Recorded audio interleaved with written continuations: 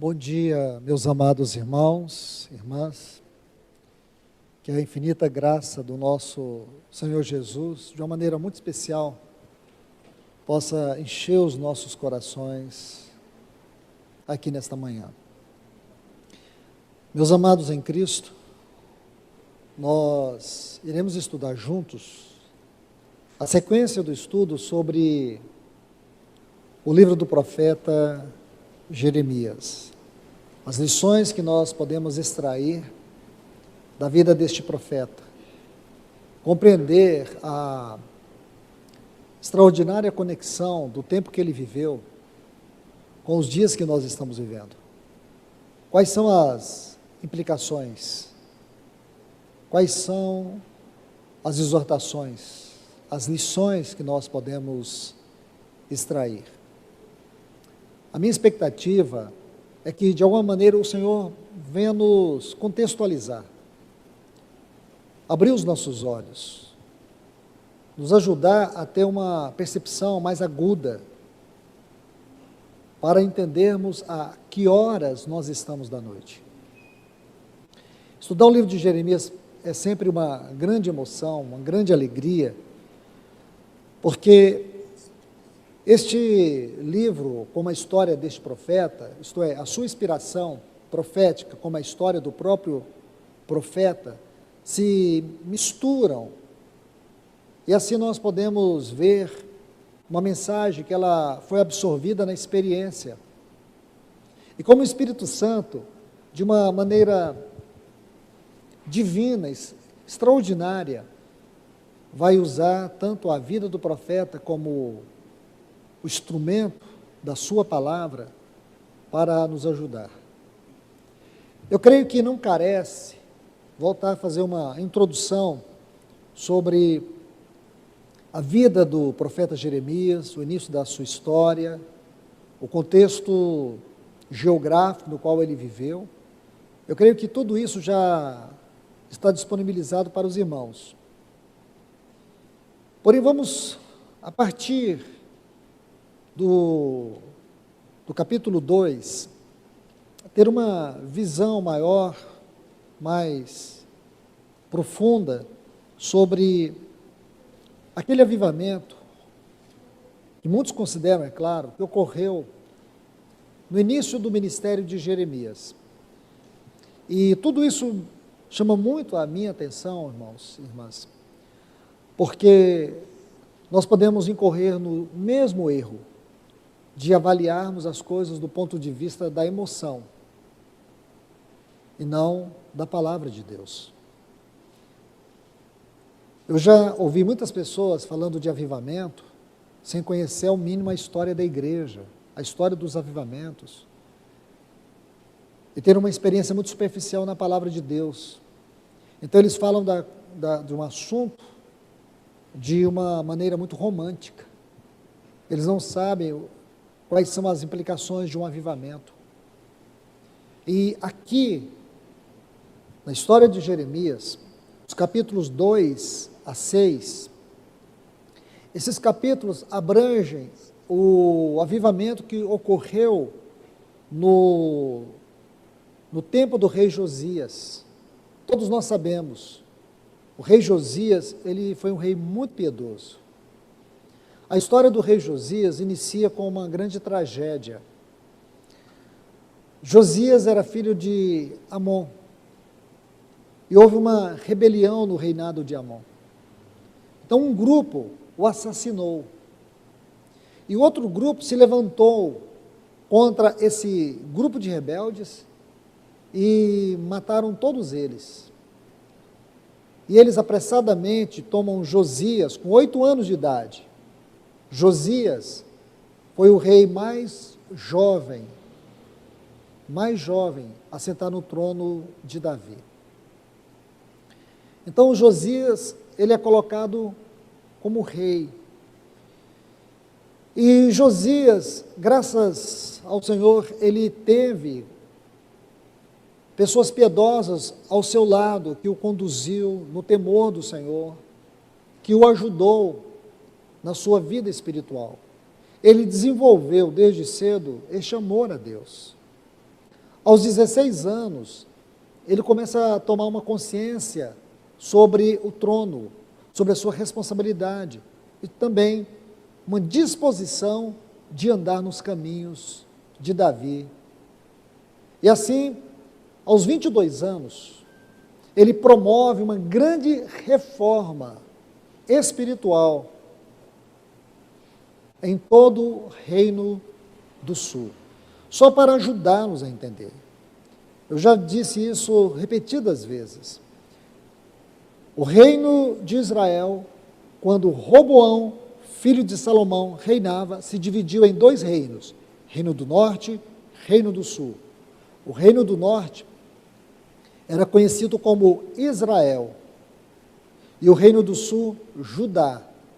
O reino do norte tinha 10 tribos, o reino do sul, as outras 2 tribos, Judá e Benjamim. Então nós estamos falando aqui sobre o reino do sul, porque aqui está a linhagem de Davi. Então, meus irmãos, é muito importante vocês saberem essa diferença, essas divisões, para a compreensão didática da história, para, a partir daí, entender a revelação da palavra de Deus. E Josias, aos 22 anos, ele promove uma grande reforma, a qual eu chamei de avivamento aqui, porém, eu não creio que foi um avivamento, porque de fato não foi um avivamento, e vou mostrar as razões para isso. Porque o tema de hoje é sobre o perigo do falso avivamento.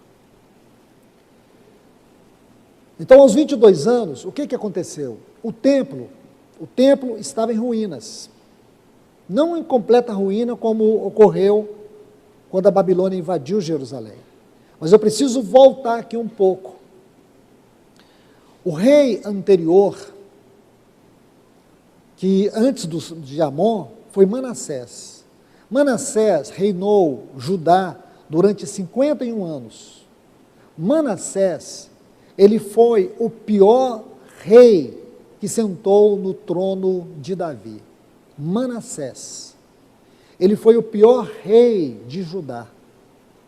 Embora tenha se convertido no final da sua vida, o reino de Manassés foi caracterizado por muita violência. Havia uma mistura de prostituição e religião no reinado de Manassés. Manassés foi um rei tão pervertido, tão cruel, que ele sacrificou os seus próprios filhos num ritual satânico. O satanismo, a promiscuidade com as crenças judaicas se misturaram nesse tempo, formando uma religião extremamente maligna, satânica. Então considere isso, irmãos. Se você perder esse ponto de vista, você não vai entender o livro de Jeremias. Você não vai entender por que Deus levanta esse profeta durante 40 anos para chamar o povo de volta para si. Então, quando Josias se torna rei, esse era o caos que ele encontrou. Judá estava em completo caos, totalmente tomada por rituais satânicos. O templo estava necessitando de uma grande reforma, e aí quando ele começa essa reforma pelo templo, o livro da lei é encontrado, uma parte do livro da lei. Os estudiosos acreditam que era o livro de Deuteronômio.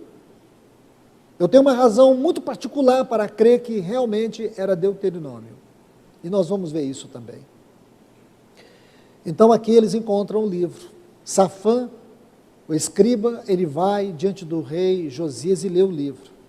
Josias, com 22 anos, quando ele ouviu a leitura do livro da lei, a Bíblia diz que ele rasga suas vestes. Ele se humilha. E ele conclama toda a nação de Judá a jejuar e a se arrepender diante de Deus. E foi isso que aconteceu. E aí começa essa fase daquilo que alguns chamam de avivamento. Porém, foi uma reforma do templo. Não houve um avivamento. É engano pensar. É claro que ali nós vemos o caminho para o avivamento, porém não houve o avivamento. Porque a primeira coisa que Josias procurou restaurar foi o lugar e a centralidade da palavra. Meus irmãos e irmãs, eu estudei nesses últimos anos sobre os pseudos avivamentos que ocorreram e alguns que cristãos acham que são avivamentos. Existe um movimento nos Estados Unidos que muitos estão chamando de grande avivamento, porém é um avivamento centrado em música. Em música. Uma igreja doutrinada em música, ela está completamente equivocada do seu chamamento, da sua missão, vocação. Uma igreja, ou igrejas que procuram ser doutrinadas com culto show, chamar isso de avivamento é uma blasfêmia ao Espírito Santo. Deus não muda os pilares que Ele estabeleceu para edificar a sua igreja. Estão reescrevendo a Bíblia, irmãos, mas uma Bíblia anticristo, não é a Bíblia de Cristo. Estão reescrevendo a Bíblia para se satisfazerem de um evangelho que se enquadra nos anelos do homem, um evangelho antropocêntrico. Então, quando eu leio Jeremias, eu preciso tomar uma decisão. E a decisão que eu me coloco diante da leitura desse livro é: a minha vida, ela corresponde integralmente aos anelos de Deus? Estou vivendo realmente o Evangelho de Deus, juntamente com todas as pessoas nas quais fui chamado, dentro de um contexto geográfico a viver? Somos uma igreja que realmente expressa a mente e a vontade de Deus? Estamos comprometidos com a volta do Senhor? Temos uma profunda conexão com o trono de Deus? Porque o grande risco, irmãos, é nós nos deixarmos levar por aquilo que é trivial e não por aquilo que é essencial. E vivemos o evangelho do faz de conta, e não o evangelho de Cristo. É achar que Deus não é sério. E não entendermos a palavra que emana do trono. E acharmos que toda a vida cristã é isso. Esse é um pântano de engano, irmãos. Nós não fomos chamados para viver só isso. Nós somos chamados para viver muito mais.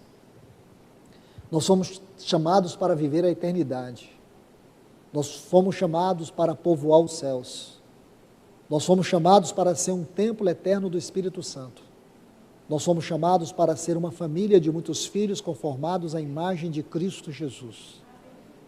Nós fomos chamados para ser eternamente a noiva para a satisfação eterna de Cristo. Nós fomos chamados para reinar com Cristo eternamente. A vida não é só isso. Nós fomos chamados para um propósito superior, para um propósito eterno. A vida da igreja é algo muito sério. E hoje o que nós estamos vendo é uma verdadeira banalização daquilo que é o sagrado, daquilo que é a palavra de Deus, daquilo que é a vontade de Deus. Muitos cristãos estão completamente perdidos, envolvidos com ideologias políticas. Muitos cristãos estão totalmente equivocados no seu chamamento, colocando a esperança nessa terra. Eu quero fazer menção de duas palavras que o Senhor nos ministrou nesses últimos dias.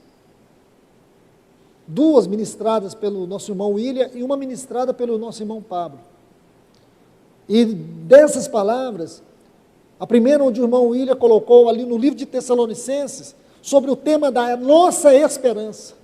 O quanto essa palavra esperança, ela tem uma forte tônica e uma chave para você interpretar Tessalonicenses. E parece que nós somos um povo que nossa esperança não é a esperança contida naquele ensino. Parece que a nossa esperança tem a ver com as expectativas políticas deste mundo. Como é que essa terra vai se tornar? Como é que o nosso país será no amanhã? É como se nós esperássemos que tudo desse certo. Não vai dar certo. Eu tenho que te dizer isso. Você pode colocar quem você quiser para governar esse país. Não vai dar certo. Não coloque a esperança nesses homens. Não coloque a sua expectativa na política. Não coloque. Essa terra é como um bêbado que cambaleia para a sua própria ruína. Nosso compromisso é com o trono, com aquele que está no trono. Nosso compromisso é com aquilo que já está acontecendo nos céus. E eu creio que já há um grande movimento celestial para preparar aquele caminho aonde Cristo e a noiva adentrarão a glória eterna celestial. Eu creio que já está havendo um grande arranjo celestial para que nós possamos acercar o trono da glória. É isso que eu creio, e é nisso que nós precisamos estar envolvidos. Nós temos que estar envolvidos com aquilo que Deus está envolvido. Nós precisamos nos comprometer com aquilo que é a vontade de Deus nessa dispensação. Não coloque a edificação da sua vida na areia, coloque a edificação da sua vida na rocha, para que você não seja surpreendido na vinda do Senhor. Não vá por esse caminho, irmãos. Eu venho chamando a atenção de vocês há mais de 20 anos, não vá. Há mais de 20 anos. E o que mudou nessa política desse mundo? Vai de mal a pior. O mundo, depois desses 20 anos, está pior. E ele estará pior a cada dia. Porém, aquilo que o nosso irmão nos trouxe, é essa esperança, ela é uma proteção para nós. É essa esperança que traz um renovo a cada manhã, porque nós temos uma viva esperança. Linda essa porção que o nosso irmão nos trouxe. E depois o nosso irmão Pablo ministrou aqui no domingo passado, sobre esse revestimento desse novo homem, o homem que Deus procura. O homem que Deus procura é um homem corporativo. Esta noiva, que precisa assumir a sua responsabilidade de se preparar, de se ataviar, de ser como aquelas virgens prudentes. Essas exortações, elas foram muito pertinentes para esse momento que nós estamos vivendo, meus irmãos e irmãs. Então nós não podemos achar que estudar Jeremias é só um preenchimento da nossa agenda semanal, pois não é. E não entender esse avivamento aqui, esse falso avivamento, tornará nossa mente vulnerável para aceitar qualquer coisa. Nós temos que parar de viver a vida espiritual de forma generalizada, de maneira indiscriminada. Nós não filtramos nada, nós não condenamos pela palavra de Deus aquilo que está errado, nós somos tolerantes a tudo, em nome de uma espiritualidade vazia, sem sentido. Então hoje nós precisamos tomar uma decisão. Eu já tomei a minha, você precisa tomar também a sua. Será que nós pensamos como Jeremias pensava? Porque quando houve todo esse movimento de Josias, Jeremias não participou. Jeremias estava em Anatote, aproximadamente de 3 a 5 quilômetros de Jerusalém. Eles eram contemporâneos. Quando iniciou essa reforma, Jeremias já era profeta há 5 anos. Enquanto todo Israel estava de panos, sacos, cinzas, se humilhando diante de Deus, Jeremias estava dizendo que tudo isso era superficialidade. E é isso que vocês vão ver. Eu quero ler aqui alguns textos no capítulo 2 e depois no capítulo 5. Como eu disse, dos capítulos 2 até o 6, esses capítulos compreendem todo esse período dessa reforma, que alguns creem que foi avivamento no tempo de Josias. Não foi. Não foi. Não se iluda com isso. Preciso te dizer, irmãos, e isso não seria nem necessário dizer, mas às vezes tem que se dizer, porque nós não conhecemos a história da palavra de Deus. Estude aqui, depois de Josias, seus filhos e um neto vão reinar. Qual é a história a partir de Josias? Eu digo para vocês, a história do cativeiro da Babilônia. Porque os filhos de Josias, como também seu neto, eles foram incapazes de continuar nesse caminho das reformas. E Deus enviou Jeremias durante 40 anos. Jeremias, ele foi o profeta desde Josias até o final do período monárquico de Judá. Todos os últimos reis passaram enquanto ele era profeta. E ele avisou a cada um deles. A cada um, Jeremias avisou. Aos filhos de Josias, ao neto, e todos eles prevaricaram. Então, meus irmãos, não tem como você pregar a palavra de Deus se não for de uma maneira séria. Ficar brincando em cima de púlpito, enquanto a situação não é social, é espiritual, é urgente. Enquanto muitos estão dormindo, enquanto muitos estão perdendo o tempo porque não cultivaram uma devoção sincera e verdadeira diante de Deus, enquanto a igreja ainda não aprendeu a viver de maneira congregacional a oração, enquanto os irmãos estão ocupados demais para Deus, o que sobra, às vezes é algum tempo no final de semana e outros momentos durante a semana, e só isso. E ainda temos a ousadia de dizer que toda a nossa vida é do Senhor. Enquanto somos rasos na palavra, enquanto nós não temos um tempo sério, devocional com a palavra, a igreja está dormindo, irmãos. A igreja está dormindo. A noiva não se apronta, a noiva não está preocupada em se aprontar. A noiva de Apocalipse, capítulo 19, diz que ela a si mesma se ataviou. Ninguém vai colocar em você o atavio, você tem que colocar o atavio, você é parte dessa noiva, a responsabilidade é tua. Enquanto nós temos uma igreja fria, uma igreja mesquinha, uma igreja que não é generosa, uma igreja que não ama os perdidos, uma igreja que não está preocupada com quantas pessoas que estão indo para o inferno, pessoas que estão olhando apenas o seu umbigo, pessoas que estão olhando só a sua vida, estão olhando só os seus planos, pessoas que estão fazendo planos aí para décadas. Então espere para adorar o anticristo e viver para ele, e você vai se frustrar eternamente, porque o livro de Jeremias é um livro de aviso, é um livro sério. Então Jeremias reprova tudo aquilo. Vamos ler os textos. Primeiro eu quero ler o versículo 2,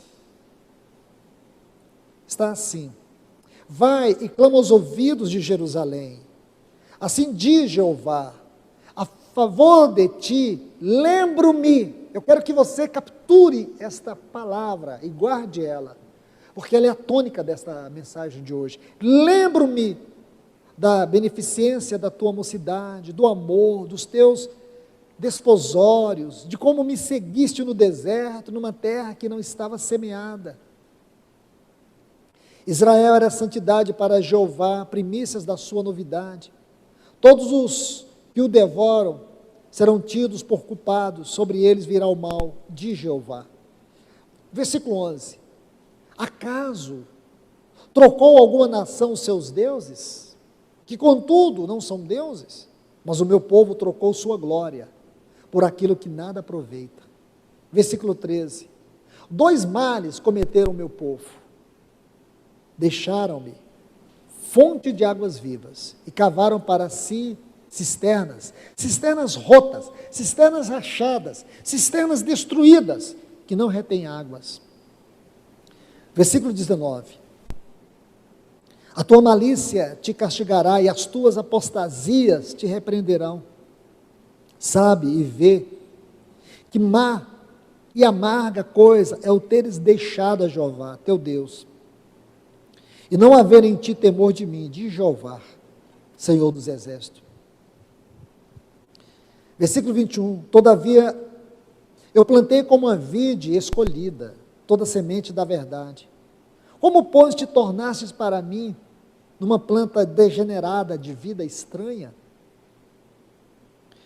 Versículo 32, Pode porventura a donzela esquecer-se dos seus adornos, ou a noiva do seu cinto? Mas o meu povo esqueceu-se de mim, por dias que não se pode contar.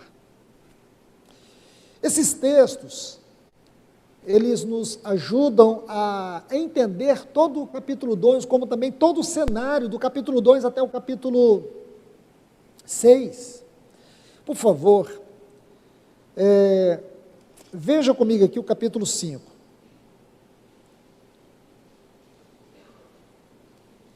Vamos ler apenas 2 textos. Vamos acrescentar aqui o versículo 1, depois o 13 e por último o 30. Está assim: dai volta às ruas de Jerusalém, vede agora, sabei e procurai pelas suas praças, a ver se podes achar um homem. Versículo 13. Profetas tornam-se vento, e a palavra não está neles. Versículo 30. Coisa espantosa e horrenda tem se feito na terra. Aí vem o 31. Os profetas profetizam falsamente e os sacerdotes dominam por meio deles. E o meu povo quer isso. Bem, meus irmãos, eu leio o livro de Jeremias, parece que eu estou lendo o jornal que escancara para nós a situação espiritual do povo de Deus, de maneira geral. Por isso que esse livro é tão extraordinário, como ele se contextualiza conosco. E aqui o Senhor não quer apenas apontar os erros, Ele quer apontar o caminho. Então, tudo isso aqui que você leu, foi o que Jeremias proferiu, naquele momento que parecia que estava ocorrendo um grande avivamento em Judá.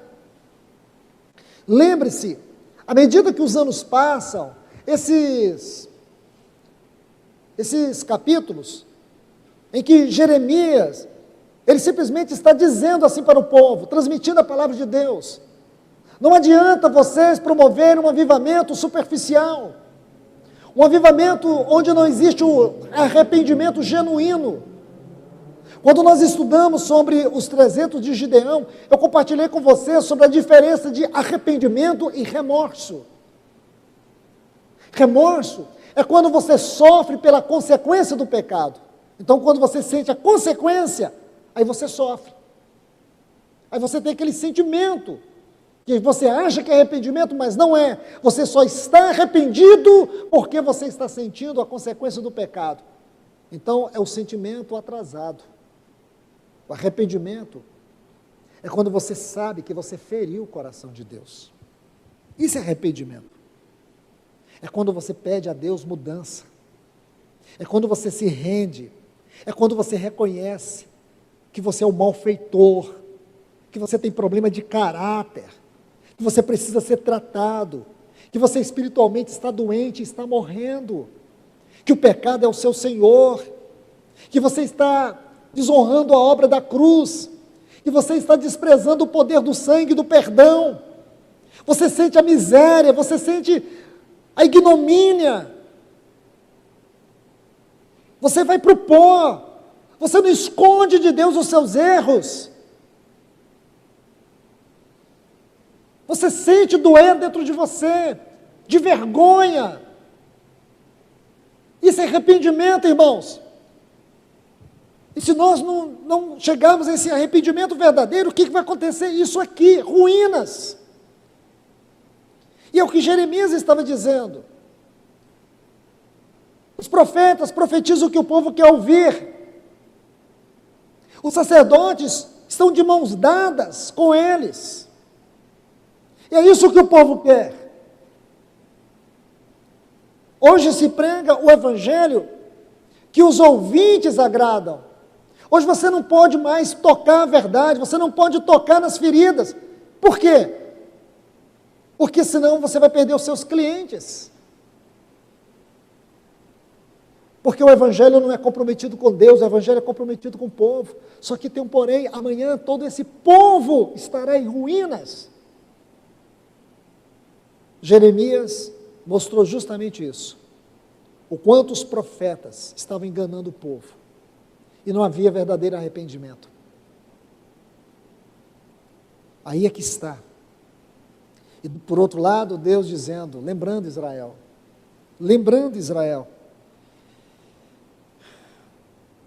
o quanto ele tinha Israel como uma noiva, como uma donzela. Deus tirou do Egito, levou eles para aquela jornada de 40 anos no deserto e os guardou. O Salmo 105 chega a dizer que até a sandália dos pés das crianças cresciam à medida que seus pés cresciam. Suas roupas não envelheciam. Todas as manhãs Deus derramava uma chuva de maná para alimentá-los. Primeiro Deus fazia uma relva cair sobre a areia do deserto. E por cima daquela relva caía uma semente com um gosto celestial, como é chamado no livro dos Salmos, pão do céu. Eles comiam. Durante 40 anos Deus cuidou.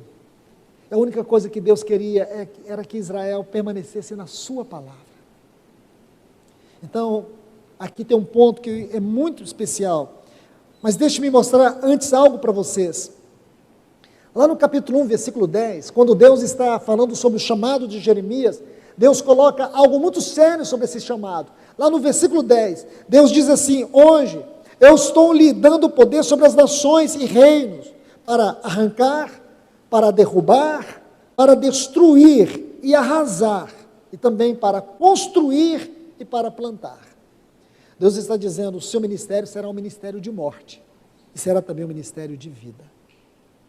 Isto encontra muita luz naquilo que Paulo diz em 2 Coríntios,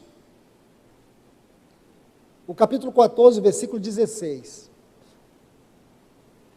Aqui, por favor, irmãos, 2 Coríntios, capítulo 2, aliás. Deixe-me ler esse texto com vocês.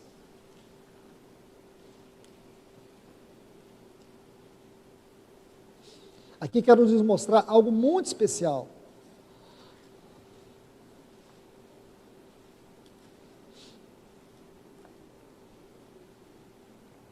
2 Coríntios capítulo 2, versículos 14 a 16.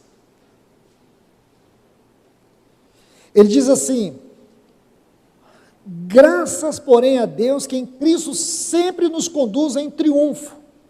A versão mais próxima do texto grego, no original, diz assim: graças a Deus que sempre nos faz prisioneiros diante do desfile da vitória de Cristo. Aí diz, por meio de nós, aliás, manifesta em todo lugar a fragrância do seu conhecimento. Aqui também vou me apoderar de uma versão mais próxima do original. Diz assim, somos usados por Deus para que Cristo seja conhecido de todas as pessoas. Aí ele continua, versículo 15, porque nós somos, para com Deus, o bom perfume de Cristo, tanto nos que são salvos, como nos que se perdem. Plantar e edificar aqui, está vendo? Ou construir e plantar. Como para os que se perdem, arrancar, derrubar, destruir, arrasar. Compreende? Você vê que esse texto vai ajudar a interpretar Jeremias? O sentido aqui significa perfume. Aí o texto, traduzindo em conformidade com o grego original, diz assim, cheiro que se espalha entre os que estão sendo salvos e entre os que estão se perdendo. Nossa vida precisa ser um cheiro, tanto para os que estão sendo salvos, como para aqueles que estão se perdendo. Versículo 16, para com estes, os que estão se perdendo, cheiro de morte para a morte. Para aqueles, aroma de vida para a vida. Isto é, para os que estão se perdendo, é um mau cheiro que mata. Para os que estão sendo salvos, é um perfume muito agradável que gera vida. É isso que ele está dizendo. Aí Paulo diz, quem é suficiente para essas coisas? Porque nós não estamos, como outros, mercadejando a palavra de Deus. Então, significa, o assunto aqui, cheiro de morte para a morte, cheiro de vida para a vida, tem a ver com o assunto pregar a palavra de Deus. Quando nós pregamos a palavra de Deus, é morte para os que estão se perdendo, porém é vida para aqueles que estão sendo salvos. Mas nós, irmãos, queremos inverter as coisas. Nós queremos ser um bom perfume para aqueles que estão indo para a morte. É como se nós estivéssemos pavimentando o caminho deles de rosa e dizendo para eles: vai para o inferno, você vai se queimar eternamente, você vai ter a companhia de Satanás eternamente, ele vai te atormentar eternamente, você vai se arrepender a cada segundo da sua vida, você não vai ter esperança, você vai ficar sem paz, você vai ter uma eternidade onde os seus dentes vão se desgastar de tanto você ranger, seus dentes vão cair de tanto você se ranger, e a morte estará lá com você, será a sua companhia eterna. Vá para lá, é lindo esse caminho que eu estou fazendo para você, fique aí, é muito bom tudo isso. Está vendo, irmãos? Mudou alguma coisa para você? Tem que mudar. Por isso Paulo disse: ai de mim se eu não pregar o Evangelho, ai de mim. Como nós podemos perder isso, irmãos? E quanto aos irmãos que vão perder o reino, que vão ser reprovados no tribunal de Cristo. Imagine, a gente passou a vida toda pregando uma história bonitinha, uma história floreada, nunca dizendo: meu irmão, se você não tem uma vida de oração, você está perdido, porque você não tem comunhão com Deus, você não ora, não é por falta de tempo, você não ora porque Deus não é o centro da sua vida, é porque Deus ocupa um lugar muito superficial em você. Ele só é Deus para você quando você precisa orar para alguma necessidade que você tem. Você não caminha com Ele, você não anda com Ele. Você só se lembra de Cristo quando você quer cantar a canção para Ele. Quando você está em apuros, o Espírito Santo é o que para você? Você lembra do Espírito Santo quando alguém toca no nome dEle? Irmãos, como que nós vamos permitir que os nossos irmãos percam o reino e nós não avisá-los? Este é o momento que Deus está chamando homens e mulheres para serem atalaias. Atalaias. Eu não estou dizendo que o mal está vindo, o mal já chegou. O mundo está em tormento. É crise por todos os lados. É uma falta de governo em todas as nações. Não há uma pessoa que você sente para conversar, ela não conheça, ou mesmo ela não tenha experimentado, de pessoas próximas que tenham morrido. Você nunca imaginou há 5 anos atrás viver isso, está vivendo hoje. A injustiça tripudia diante dos nossos olhos.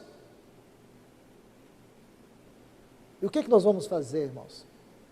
Vamos cercar o quarteirão aqui, pedir para Deus abrir as portas do local de reunião, porque nós não estamos reunindo? Eu achei muito interessante quando eu vi muitos cristãos ajoelhados, pedindo para Deus, para abrir os locais de reunião, pastores fazendo movimentos para que houvesse um retorno das reuniões.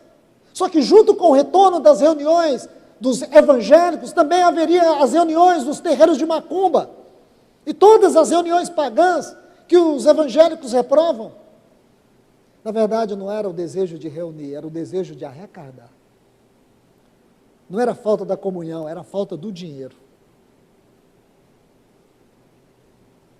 Era o anelo pelo poder, porque alguns estavam se deprimindo, porque não tinham mais ninguém para mandar. Estavam sofrendo a síndrome do ninho vazio, porque não tinha mais ninguém para controlar. Que vergonha, irmãos, que vergonha, quando nós achamos que a igreja é o local de reunião, quando nós reduzimos o corpo de Cristo a um local, e não a universalidade daquilo que Cristo edificou e disse: minha igreja. É isso que nós estamos vendo? Nós precisamos de um avivamento verdadeiro, irmãos. Nós precisamos de profetas nesse tempo. Precisamos de homens que abram a palavra de Deus, mas que tenham tempo aos pés do Senhor. porque essa não é uma hora qualquer. Para alguns, sim. Alguns irmãos têm dito que sim, é só mais uma circunstância, como tivemos muitas outras. Não é não, irmãos. Não ouça essas pessoas, eu peço para vocês. Eles estão errados. Essa situação, possivelmente nós teremos um tempo de falsa paz, mas virá repentina destruição, porque a palavra de Deus, nenhum tio dela vai falhar. Eu não estou desanimando vocês, porque graças a Deus, o Senhor já nos trouxe uma palavra tão maravilhosa, nós temos uma viva esperança. Deus vai te usar, minha irmã, meu irmão, na sua casa, com autoridade sobre o seu cônjuge, sobre os seus filhos, sobre o seu marido, esposa. Deus vai te usar. Deus vai te usar, sabe por quê? Porque você tem o que eles não têm. Você tem a verdade, você tem a palavra, você tem o Espírito Santo, você tem a esperança, você tem a alegria dos céus, você tem um bom perfume. Você tem. Você carrega dentro de você essa verdade. Então seja um missionário na tua casa. Seja um missionário no teu trabalho. Não entre na convulsão, no desespero, na ansiedade do mundo. Entre por esse vivo e novo caminho que Cristo nos abriu. Entre no trono da graça. Ali você encontra o socorro que você precisa. Então vamos avançar aqui, meus irmãos e irmãs. Então eu estava falando da reforma. Houve a reforma, ok. Então quando houve a reforma, Ilquias, alguns dizem que o Ilquias era o pai do Jeremias. Possivelmente sim. O Ilquias, que encontrou o livro da lei, ele era o pai de Jeremias. Porque se você abre o livro de Jeremias, fala assim, Jeremias, filho de Ilquias. Então, grande parte dos estudiosos creem que o Ilquias, que encontrou o livro da lei, era o pai de Jeremias. Então, Jeremias, ele está vivendo esse tempo. Josias promove as reformas. Ilquias encontrou o livro. Safã lê o livro diante de Josias. Josias rasga suas vestes. Josias tem 22 anos, promove uma grande reforma. E que livro que eles encontraram? Eles encontraram o livro de Deuteronômio. Você sabe qual é a palavra-chave, uma das palavras-chave que abre esse livro? O livro de Deuteronômio. Lembra. Esta é a tônica desse livro, porque quando você lê o livro de Deuteronômio, Moisés vai fazer os últimos discursos, e os últimos discursos que Moisés vai fazer ali na região dos campos de Moabe, eles estão prestes a entrar na terra de Canaã, eles não estão muito longe do Jordão, então Moisés vai proferir os discursos finais, e a tônica desses discursos sintetiza-se nessa palavra, lembra. Lembre-se,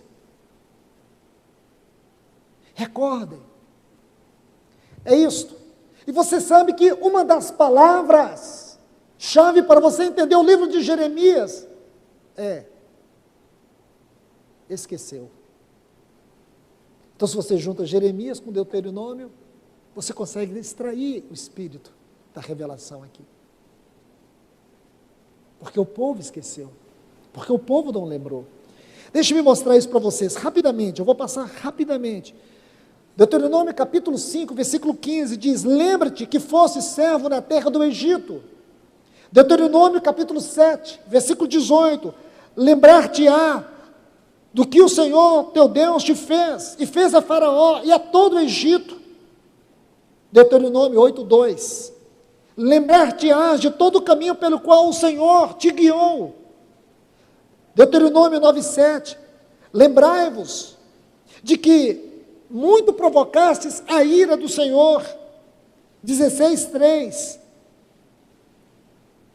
para que te lembres todos os dias da tua vida, em que saíste da terra do Egito. 16,12, lembrar-te-ás de que foi servo no Egito. Deuteronômio 24,9, lembra-te do que o Senhor teu Deus fez a Miriam, 24, 22, lembrar-te-ás que fosse servo no Egito, 25, 17, Lembra-te do que o Senhor fez a Ameleque no caminho. 32:7. Lembra-te dos dias da antiguidade. Eu tomei esses textos apenas como referência, para lhes mostrar que a palavra-chave, uma das palavras-chave para abrir o livro de Deuteronômio é lembrar. Lembra. E por quê, irmãos? Precisamos ver isso. Jeremias, uma das palavras-chave para você entender esse livro é esquecer, ou esqueceu. Jeremias 2:32. Quando o Senhor diz: acaso se esquece a virgem dos seus adornos e a noiva do seu cinto? Todavia, o meu povo se esqueceu de mim. Depois, capítulo 3, versículo 21. A parte final diz assim: se esqueceram do Senhor, seu Deus. Capítulo 13, versículo 25. Te esquecestes de mim e confiastes em mentiras. É a última parte desse texto. Então, aqui você vai encontrar que esses dois livros, eles trazem essa tônica para nós. Qual é o grande problema, irmãos? Com muitos de nós. É que nós não cultivamos na nossa memória o Senhor. Por isso você vê aquele desesperado clamor de Paulo em Romanos capítulo 12, versículo 1. Rogo-vos. A tradução melhor é: eu imploro a vocês. Rogo-vos, pois, irmãos, que apresenteis os vossos corpos como sacrifício vivo, santo e agradável a Deus, que é o vosso culto de todos os dias, para que vocês não se conformem, não entrem na forma, não entrem no modelo deste mundo, e assim tenhais uma mente renovada. A mente renovada é algo de todos os dias. E porque nossa memória, nossa mente não é renovada, porque a gente se esquece. Esquece. Esquecer aqui não é simplesmente uma questão de mera lembrança, mas é uma questão do comportamento. É quando a gente perde o nosso comportamento, o nosso relacionamento. É quando o nosso relacionamento vai ficando frio, morno. É quando nós vamos nos afastando do Senhor e você não se lembra mais do grande poder que existe de estar aos seus pés. É quando você esquece que a palavra de Deus é a luz que te ilumina, é a vida que te sustenta, é a âncora que te firma. Esta palavra é a espada que te penetra, é o remédio que te cura, é o poder que você precisa, é a verdade que te convence, que te transforma. Essa é a palavra. E a gente trata como um livro qualquer. A gente vai se esquecendo, irmãos. A gente vai se esquecendo do poder do sangue. Nossa vida vai se entulhando de coisas. Nossa vida vai se enchendo de coisas. E quando você olha, são horas. Quando você olha, são dias. Quando você olha, são semanas. Quando você olha, são meses, anos que você perdeu a vida de devoção. E aí entra um ponto muito importante. Eu quero ler 3 textos aqui. O primeiro está em João capítulo 14, versículo 26, quando o nosso Senhor falava sobre o Espírito Santo, ele diz: mas o Consolador, o Espírito Santo, que o Pai enviará em meu nome, diz, ele vos ensinará todas as coisas, ensinar todas as coisas, e vos fará lembrar de tudo que eu vos disse. O trabalho do Espírito Santo é na memória, é para que nós não esqueçamos, irmãos. Porém, o Espírito Santo não vai trabalhar na memória de alguém que não se relaciona com ele. O Espírito Santo não vai trabalhar numa memória vazia da palavra. O Espírito Santo não vai te lembrar do que você não tem. Lembrar do quê? O que o Espírito Santo pode extrair da palavra de Deus na sua mente, sendo que você não tem amado o ouvir do Senhor, não tem amado a palavra do Senhor? Ele vai te lembrar de quê? Ele vai te convencer do pecado, da justiça e do juízo. Aqui eu quero inserir mais um outro texto. Paulo diz assim para os irmãos em Corinto, em 1 Coríntios, o capítulo 15, o versículo 51, ele diz assim: irmãos, eu quero vos lembrar do evangelho que eu vos anunciei. Quando Paulo esteve ali na região da Acaia, ele pregou o evangelho. Aí ele escreve uma carta, sabe para quê? Não eram coisas novas, era para lembrar do que ele tinha ensinado. Passaram-se tantos anos, porque Paulo estava sendo repetitivo. Ele não estava sendo repetitivo, é porque existe uma necessidade de nós relembrarmos os irmãos aquilo que já foi ensinado, porque nós esquecemos. Sabe qual foi o impacto do livro de Deuteronômio no tempo de Josias? É porque aquele livro, ele agiu na mente, trazendo à memória o que havia sido ensinado. Por que Israel estava em ruínas? Porque eles haviam se esquecido. Porque eles se esqueceram do Senhor, porque eles haviam esquecido da palavra do Senhor.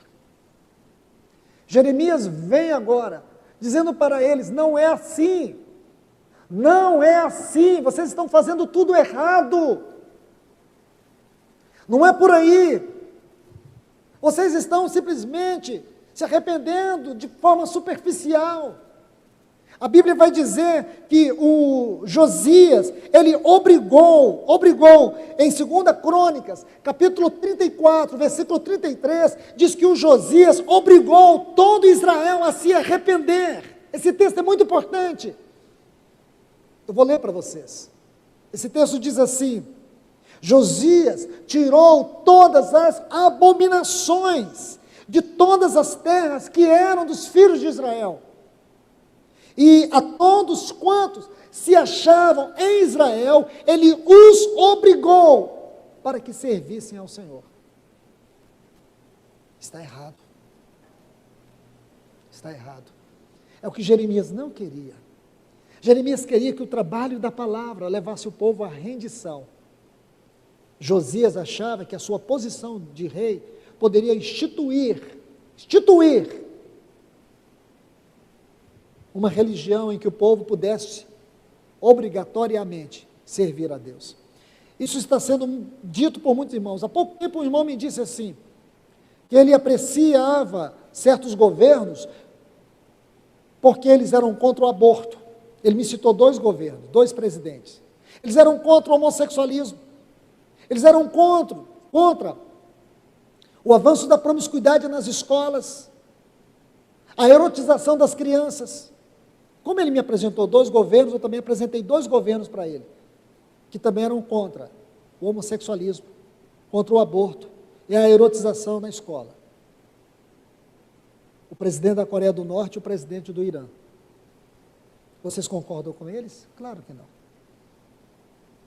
Tudo que ele citou, que esses governos aprovavam, ou reprovavam, esses outros governos também reprovam.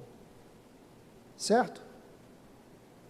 Aí ele usou assim: mas esses governos, eles concordam com Deus. Não adianta você concordar com Deus e não andar integralmente com Ele. Não adianta você concordar que a palavra de Deus é verdade, se você não anda na verdade, se ela não te guia. Porque nós queremos um evangelho que não transforma, irmãos. Nós queremos o evangelho para nós apreciarmos, num evangelho que é como uma espada que nos penetra e discerne tudo que é alma e que é do Espírito. Meus irmãos, vamos nos concentrar fielmente com o nosso chamado celestial e apressar a volta do nosso Senhor Jesus.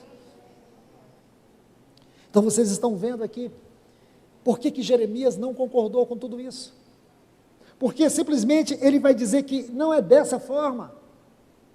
Então Paulo agora está dizendo: eu venho lembrar-vos do evangelho que vos anunciei. Agora quero colocar o último ponto, que vai ser como que uma luz sobre tudo isso que nós lemos, e aqui eu quero encerrar. 2 Timóteo, capítulo 1, versículo 6. Paulo disse assim para Timóteo: Timóteo, reavives o dom de Deus que está em ti. Escute bem, Timóteo, reavives o dom de Deus que está em ti. Agora vamos ler o texto como ele foi escrito. Paulo diz assim: Timóteo, admoesto que reavives o dom de Deus que está em ti. Porque essa palavra admoesto é a palavra-chave para você interpretar todo o texto. Sabe o que significa essa palavra do texto grego original? Lembra. Timóteo, lembra de reavivares. É assim que tem que ser traduzido. Timóteo, não esqueça isso que ele está dizendo, de reavivares o dom de Deus que está em ti. Não esqueça. Só que, infelizmente, foi traduzido por admoesto. Essa não é a força real da palavra no texto grego. Timóteo, não esqueça. Significa, se você esquecer, você vai perder o fogo do Espírito. Se você esquecer, você vai se esfriar. Se você esquecer, você vai ficar morno. Timóteo, não esqueça de avivar o dom do Espírito na tua vida. É porque nós esquecemos, irmãos, é que estamos frios demais. É que você não percebe, a frieza é lenta. É uma erosão lenta que entra no teu coração. Eu vejo muitos falando de avivamento, mas eles não sabem o que é um avivamento. Eles querem um avivamento para a igreja. Eles querem um avivamento para que a igreja possa ser vista, reconhecida, para que nós possamos vender um modelo de igreja avivada. Isso não é avivamento é responsabilidade espiritual. E esse último avivamento é o avivamento da chuva seródia, é o avivamento para a grande colheita, é o avivamento para arrebatamento da igreja.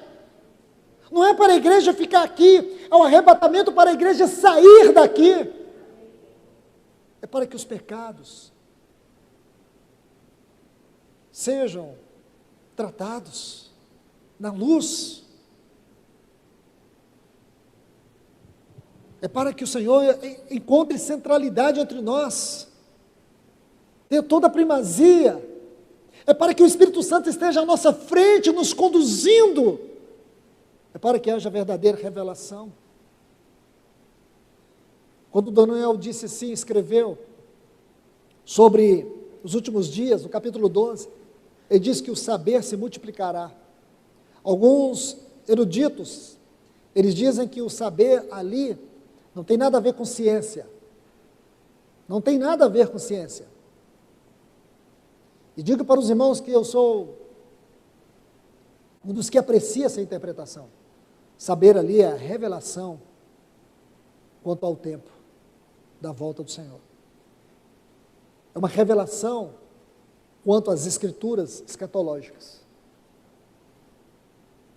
Então, meus irmãos, que o Senhor nos traga essa sabedoria nesta hora, para nós não nos encontrarmos vivendo uma vida vã, para que nós não venhamos viver uma experiência superficial e banal, mas para que o Senhor primeiro, antes de nos arrebatar para os seus céus, Ele possa arrebatar o nosso coração para Ele, os nossos afetos para Ele,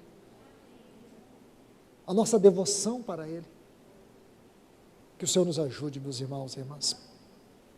Que Deus vos abençoe. Vamos orar. Bendito Deus, querido Pai, nós somos tão gratos a Ti, Senhor, por nos dar esse tempo com a Tua palavra, esse tempo tão precioso, esse tempo onde nós podemos refletir a seriedade desta hora na qual estamos vivendo, a urgência de vivermos o Evangelho de forma integral, de nós não andarmos despidos, de nós não vivemos equivocados, de nós não vivemos de sensações, mas de sermos conduzidos pelo Teu Espírito Santo a um grande mover. Atraia-nos para este grande mover final, este último grande mover. Nós queremos ser partes dele, Senhor. Nós queremos viver este grande avivamento que o Senhor trará antes da volta do Teu Filho. Que nós sejamos uma parte desta igreja, que será tomada de maneira integral pelo Teu Espírito Santo. Esta igreja que é uma voz profética, Esta igreja, onde homens e mulheres serão ganhos totalmente pelo Senhor, e serão os teus atalaias nesta hora. Atalaias dentro das suas casas, atalaias nas ruas, atalaias no trabalho, onde quer que eles forem, eles sejam esses atalaias, que exalem o cheiro de vida para vida e morte para morte, que eles tenham a tua autoridade, o teu poder. Pai, nós te pedimos, que o teu Espírito Santo possa nesse momento nos ajudar, em nossa mente, em nossa memória, a não esquecer de tudo que o Senhor tem falado, a não esquecer de tudo que o teu Espírito é, de tudo que o teu Espírito fez, de tudo que o Senhor Jesus nos deu. Não nos deixe esquecer, não nos deixe esquecer, como Israel se esqueceu, como Judá se esqueceu. Levante atalaias, que possa, Senhor, libertar nossa mente cativa neste mundo, nossa mente cativa pelos anelos deste mundo. Senhor, nós não queremos viver aqui para servir o anticristo, nós queremos estar aqui para servir unicamente a Cristo. Abra os nossos olhos, que esta palavra nesta manhã seja um colírio nos nossos olhos. Ajuda-nos, Senhor, neste momento, ajuda a tua igreja neste momento. Nós não podemos caminhar aqui sem direção, nós queremos caminhar na luz da tua palavra. Vem nos advertir, Senhor. Nós te pedimos em nome de Jesus. Em nome de Jesus. Amém.